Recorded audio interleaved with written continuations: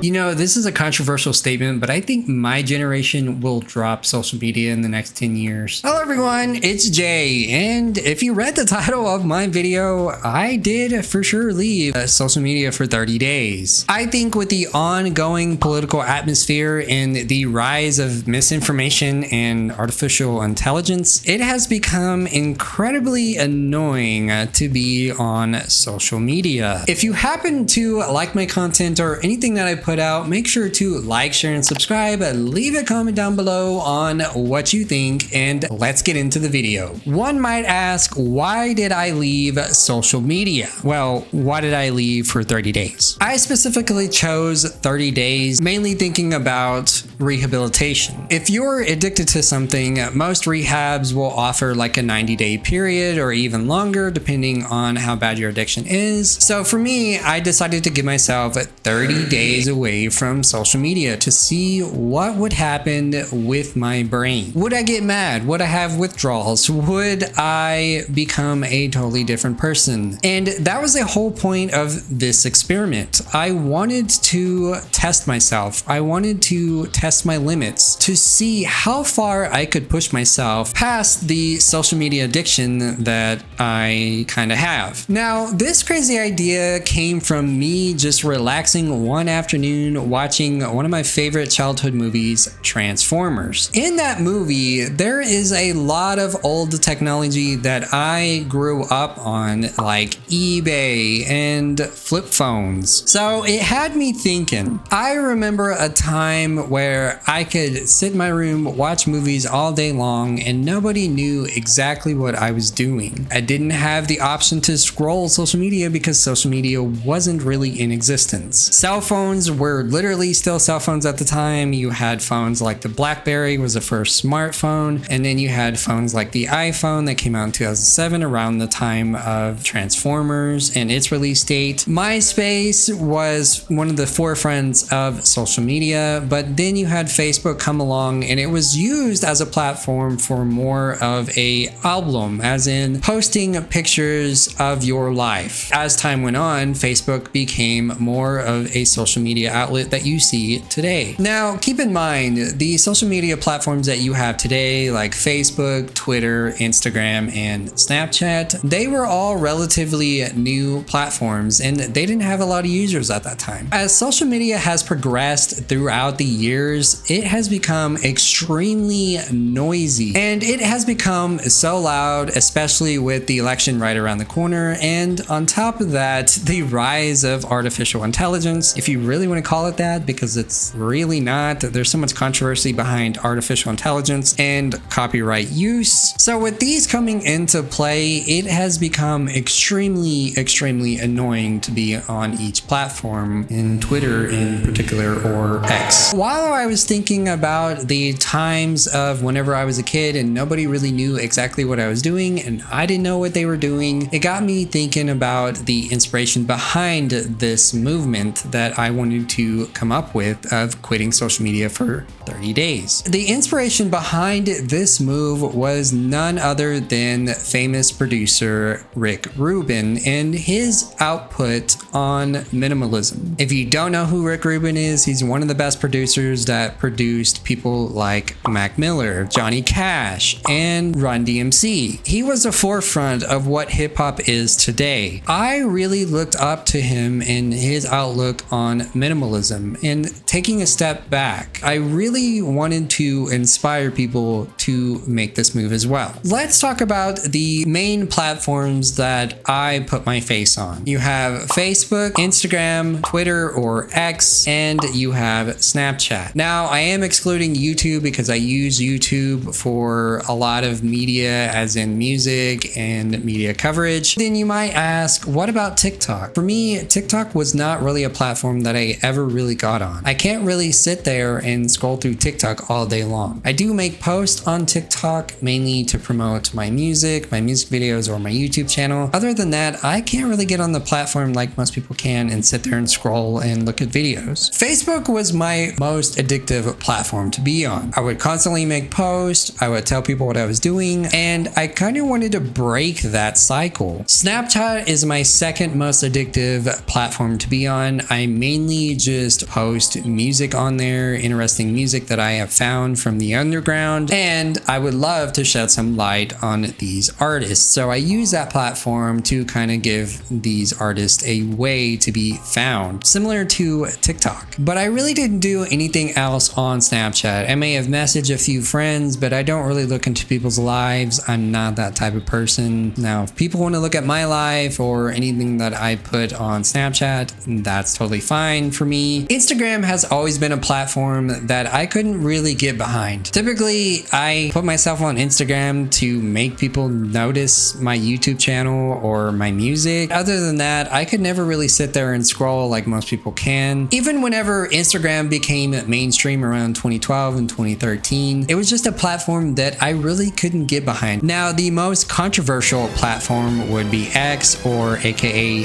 Twitter. And Twitter has always been a platform that is kind of insane. Now, I do believe before Elon took it on, there were more restrictions and, let's just say, less racism. That platform is awful. Whenever you have the CEO of the platform, such as Elon Musk, posting misinformation and AI generated images of election fraud and just spreading all of this hatred across the platform, it has made the platform extremely unusable for me. I can't get on it. There is so much hate on that platform. I do believe that Twitter was a newsworthy platform, but over time, and especially whenever Elon took it over, it has become extremely not worth getting on. My main platforms that I was trying to break the habit of always being on social media were Facebook and Snapchat. Another reason why I wanted to break the habit was depression. The algorithms towards these platforms is generated in a way to make you feel more depressed, make you feel more lonely, even though that the intention behind it is to make you feel more social. And I'm not just making this up. There are a few articles out there that discuss this topic and how they generate this algorithm to make you feel this way. That was something that I have definitely caught on to recently, especially whenever scrolling through Facebook. So let's get into my 30-day journey. Day one of turning off all notifications on every social media app. Now, part of this experiment is to relieve my brain, as in there's so much noise that goes on in the world. I want to see what happens on 30 days of cutting everything off. I want to go back to a time that I remember in the early 2000s whenever I was a kid, that everything wasn't just at your fingertips. The internet wasn't just at your fingertips. The communication wasn't just at your fingertips. I have a lot of social anxiety. It's more or less like an experiment to see how far I can go, to see how far I can push myself. Now, this is only day one, so I expect myself to go a little crazy for the first few days. I expect myself to get a little bit on social media and kind of scroll, but after a little while, I know that my brain's gonna be like, dude, this is boring. I started my 30-day journey right after my birthday on July 22nd. I did kind of prep myself on July 21st to see if I could really do this, and let me tell you, I did kind of struggle. Day 1 through day 3 were extremely hard for me. One thing that really helped was turning off notifications on all platforms. Yes, there are things built into the settings of your phone, like digital well-being, that cut out the time that you spend on these platforms or just apps in general. Anybody can just turn all that stuff back on. So I was really trying to get into the headspace that I don't need social media. Turning off notifications for everything was the first step, but it was definitely a struggle on day 1 through day 3. I was constantly opening the apps, but thank God it came up with the notification that, do you want to turn on notifications? And it would click in my head that I need to get get off of these social media apps. I did scroll a few times, and in the beginning, I did make a few posts. I made about 5 posts from day 1 through day 10. But after day 10, I kind of broke that habit. I'm going to be upfront and as transparent as possible. You can't just break a habit on day 1. It's a slow process. So with me telling you that, I did have a hard time breaking the habit in the beginning of quitting social media. But by day 3, I was talking to my coworker about exactly what I was doing for my YouTube channel and how much of a struggle it was to not click on the app. And she presented this idea that why not just delete the apps? And then it clicked in my head, why not just delete the apps? So I deleted all of the apps and a lot of things got better. I wasn't having the urge to scroll. I wasn't having the urge to make a post. And any post that I made, let me be clear on that. I did not make the post on my phone. I would make the post on my computer, mainly to bring back the idea of the early 2000s. If anybody remembers the time of AOL Messenger or waiting for your significant other to get online so that way you could chat with them about your day at school, then you kind of see where this idea came from. Essentially, you can just make a post on your computer, get up and walk away without having the urge to scroll. And that is exactly what I did. So it's a little after day 10 of quitting social media. I've been working on a music video project. So this is just paint. This is nothing at all. It's not blood or anything. It's just paint. I want to talk about my progress because it's a little after day 10 of quitting social media. So for the first few days, and I've already talked about this, but for the first few days, I struggled really hard to break the habit. I would open the app, and the majority of the time the app would notify me to turn on notifications, which is quite annoying. And whenever I would see that, I would immediately click off the app. But there were multiple times throughout day 1, day 2, and day 3 where I had opened the apps. So the dopamine high that you get from social media is definitely going away after day 10, which is very interesting to understand and to study. Now I am working on this music video behind the scenes, but I can't decide if I want to post it today or if I want to wait until this social media break is up. I think I might wait. I'm not sure yet, but this music video idea is by far the craziest thing I've ever come up with. Now, around day 10, my creativity really expanded because I was spending